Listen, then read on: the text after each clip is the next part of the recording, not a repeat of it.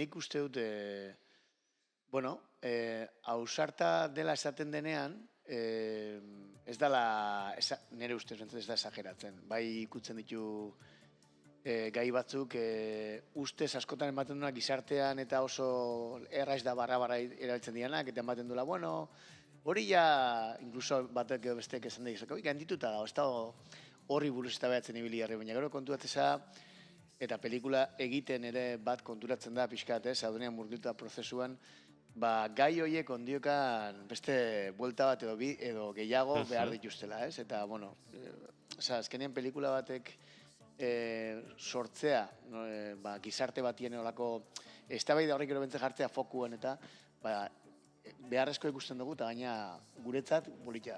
Bai, baina egia da baita ere, pelikula egiten genuen momentuan nik uste ez genula hori pentsatzen. Hau da, zuk egite duzu azkenian, edo kontatze duzu barruan dakazuna, edo historia idazten duzu eta ez zaude pentsatzen, hau oso ausarte izango da, edo gauza ausart bat egiten ari gea ez. Nik uste hori gehiago ateatzen dela behin estrenatzen danean eta publikoaren ikuspegiarekin, ez? Osatzen dan, ausardian nik uste orduan osatzen dela, ez? Zu egiten zaudenean, haizea pentsatzen ze behar dezun historia hori kontatzeko eta kitxo ez.